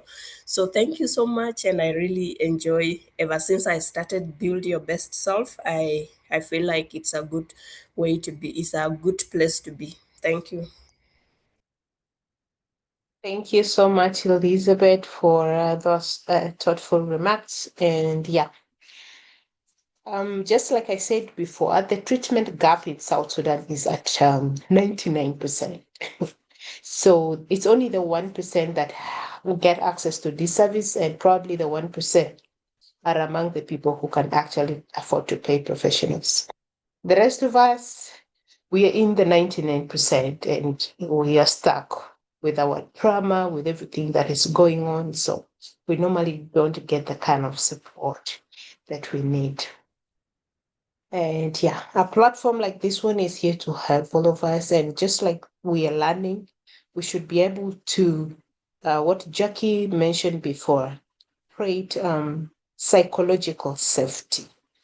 This could be for your immediate family members. So if you have people in your network, in your family, in your household that could need this kind of support, pay attention to changes in who they are. Some people experience trauma from their immediate family members. There are people in their family that could be hurting your own siblings. You don't pay attention to them. You just seated. You don't even know that something is happening to your own sibling. And by the time they start opening their mouth to say this, it's probably too late. And there are instances where teenagers actually even commit suicide. Somebody as young as 10. Do you imagine why a 10-year-old would want to commit suicide? Has anybody wondered about that? It sounds absurd. But this person is going through something and we refuse to see it as adults. The mother will just sat you down and tell you you don't have the mind to talk. Why do you want to talk? Whatever you're thinking, don't even finish that statement. It's not true. It's not this. But we are not creating that kind of safe space for somebody to actually come and say, hey, this is happening with me. I need help. You get it. So it is our responsibility as adults in our families to actually try to help.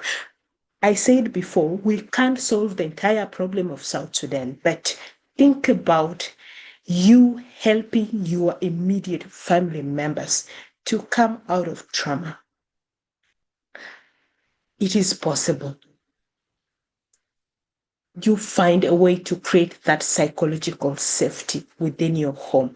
Let people have the opportunity to express who they are. Have a day of how are you all doing in your family, right? Let everybody sit and explain how they are doing. Not the good morning, how are you? And you be by the time you're saying you are shutting the gate, nobody gets to say how they're doing. Somebody could be experiencing abuse at work, could be experiencing, bullying at school. Even your child is being bullied at school, you don't know. You don't take time to ask them. When they come home feeling sad and they tell you, you know what? I don't want to go back to school. The first thing in your mind is, are you mad? You don't want to go to school. What are you trying to do? That is the logical response with almost all African parents. But the thing is, have you taken time to understand what is happening with this child before you draw the kind of conclusions that you already drawn? Right. So let's be the safe space for as many people as we can. While you're doing that, don't forget yourself, because as a person, you cannot pour from an empty cup. You need your strength. You need yourself to be in a good mental health state for you to be able to support others. So as you're supporting others, try to think about yourself. Try to take care of your mental health, because you may not be able to solve everybody's problem, but you can try to be there to provide the kind of support. Even just listening to somebody alone is just enough, right? And you can, if they like, and you ask them first, because they can be telling you, I don't want you to tell anybody, but you can advise from the point of being an adult and having experienced this. There could be somebody that we can approach that can help you better, because I've understood, I know what you're going through is bad, but in my position, I can't help you. How about we talk to so and so, we talk to mom, we talk to dad? They could help, right? So be a safe space for somebody within your network.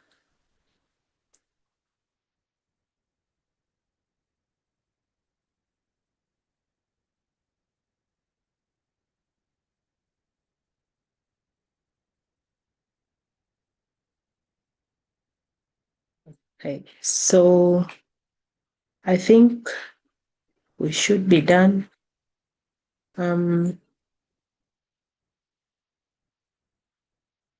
This is your reflective assignment and how it looks like.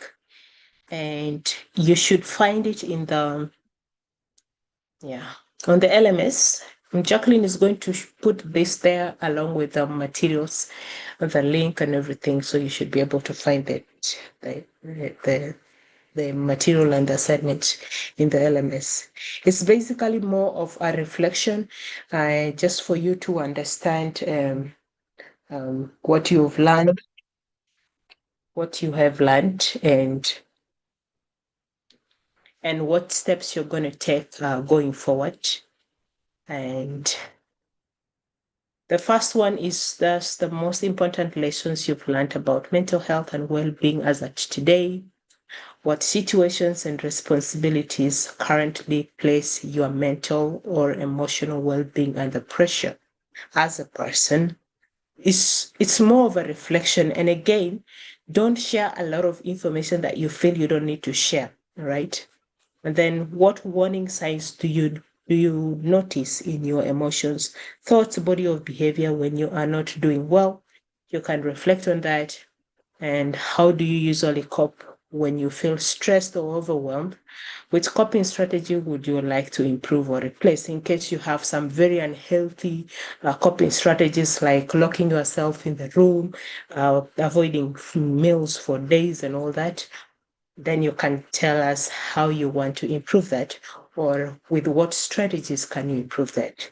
And of course, have a practical action you will take to protect your mental well-being. So generally, that is how your assignment is going to look like, and then you reflect on all of those questions. Again, we'll be in the group there. If there's anything that is not clear, feel free to, drop a message there. And I hope everybody is feeling the attendance. Otherwise, thanks everybody for joining in, and I will see you probably next Saturday. Next Saturday and Sunday for yet other amazing episodes of the sessions. Thank you, and do have a good evening.